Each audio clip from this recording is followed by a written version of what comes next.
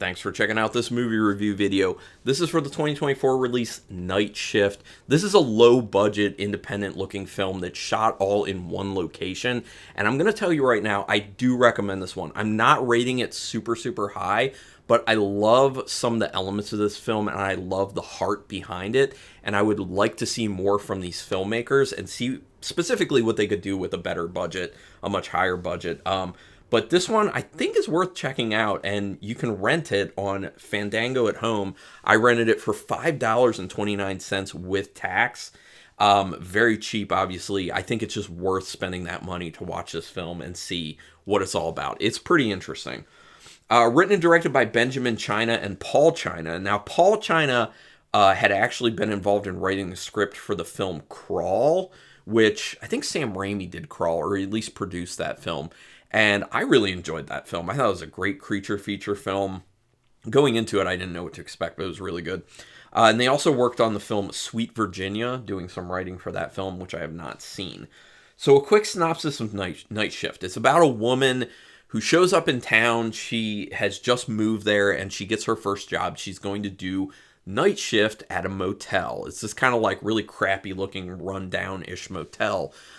With a guy who works there whose name is Teddy, played by, I gotta shout him out, Lamorne Morris. I hope I said the name right. It's either Lamorne or Lamorne Morris.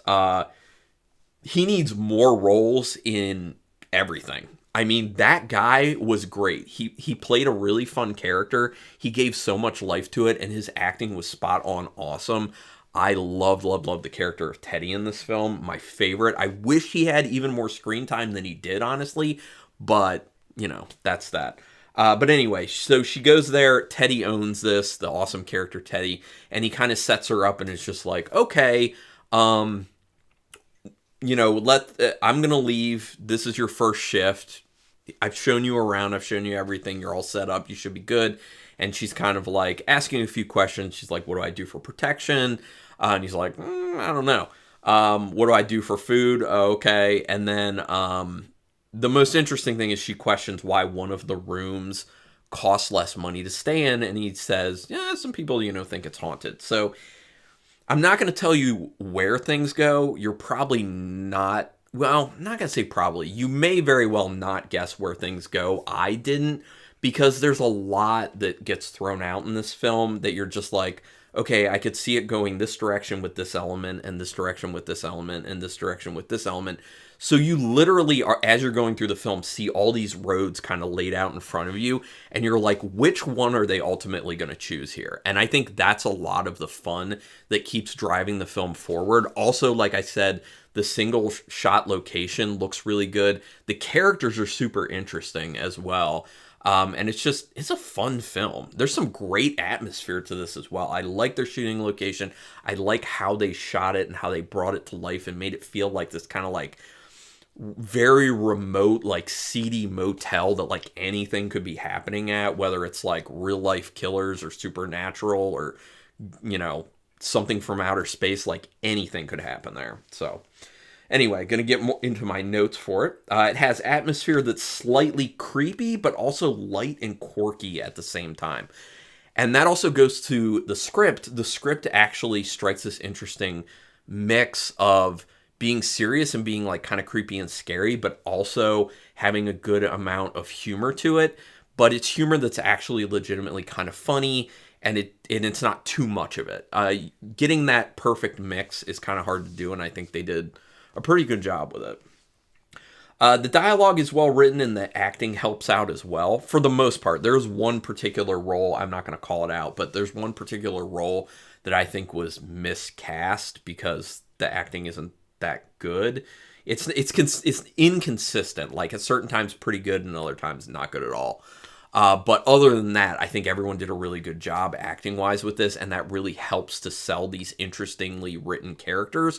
And the dialogue is very fun and witty, and I mean, that can just drive a movie by itself, to be honest. Like, you could have almost no story, but as long as the characters are interesting and the dialogue's good, it can work. But that's not the case here. There's some interesting story.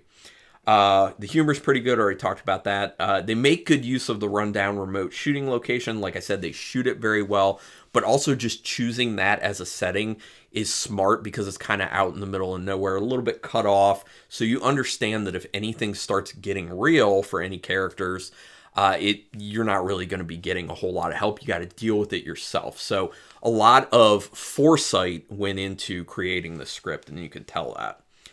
There's one person whose performance is not too great, and it brings the film down a bit. I already kind of touched on that one.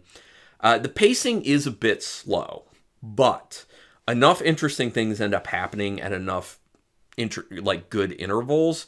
Plus, the characters really do drive things forward, and their dialogue.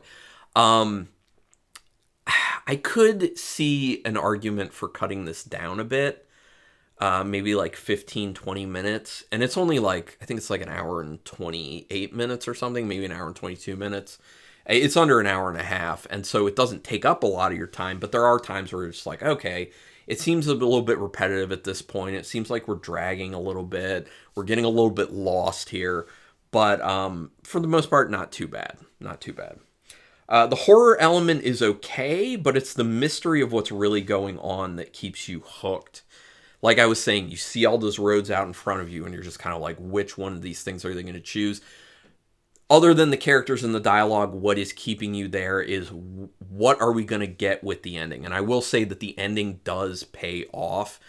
Personally, I think that it's nothing super new, and this film actually really does wear its influences on its sleeve in many aspects of the film. If you're a horror fan, you will see a lot of influences throughout the movie. You can literally pick it out and be like, oh, this element or this character or this thing in this scene, it's definitely derived from this film. So it seems like actual horror fans did this film.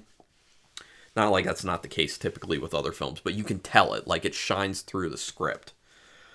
There's an interesting piece of information that shows up late in the movie and helps sell it even more for what it is. It also started to make me think like a little bit back on the film and be like, what would this film be like knowing this little bit of information? Like you would look at it a bit differently, I think. And I think for that reason, this might warrant a rewatch at some point. Not that it's like a super highly rated film, but that contextual change kind of like makes me like, there's nothing super new with this film, but it's pretty solidly done, and isn't hindered much by being a low budget single location film. And that's one of the problems, is a lot of the times low budget films, especially low budget single shooting location films, have a tendency to feel like they're hindered in one way or another. Like we've all seen those movies where it's just like, oh man, you can tell they were really hindered by the fact that their budget was so small. This one doesn't do that. This one seems like they had a certain amount of money that they wrote the script to, and everything went as it was supposed to. And at no point was I feeling like, oh man, I wish they, had better practical effects here, or I wish they were able to like push this scene a little bit further or do this or that. It felt right. It just felt like what they wanted to do, they did with no problem, and there was no constraint. So that's cool. It's just like they just wanted to make it small and at this one location. Like, cool. So yeah, I really like that. And again, I am going to shout this out again. Lamorne Morris. So good in this movie, but a lot of people did a really good job in this movie. I quite enjoyed this one. It's not, but like I'm saying, it's not like a great film. I'm going to give it a 3 out of 5 star rating. Now, I thought about going 3.5 stars, but I really don't think it's quite there for what it is, because it's not anything super new. It is kind of a mishmash of other things, but it's done in such an interesting, fun way that like it plays pretty well. On any given day, I could probably go 3. I could probably go 3.5. So just know that I struggled with that, but landed on a 3. So anyway, I would recommend checking this one out. I would love to hear from other people who've seen this film. Go ahead and put it in the comments. We can talk about it. We can talk spoilers, no problem. Do me a quick favor if you can. Hit subscribe to my channel. Hit the thumbs up on this video and any video that I make that you see to kind of help me with that YouTube algorithm if you would like to help me out at all. Because obviously, I'm just putting free content out there for people, so it helps if you kind of help boost my visibility. Just it's not like I'm trying to get paid or anything here big time, because I'm nowhere near getting like, substantially paid at all from doing something like this. I'm losing a lot more money making these videos for this YouTube channel than anything, but it's a fun thing, and I just like growing the community, basically, and having more people here to comment and interact with, and it's just fun. But also you can hit the notification bell button if you want to know when I'm putting up new videos, which I'm doing at least one every single day, like at least like a short, like 60-second or less one. But yeah. Anyway, thanks everyone for checking this out. Appreciate your time. And until next time, keep it brutal.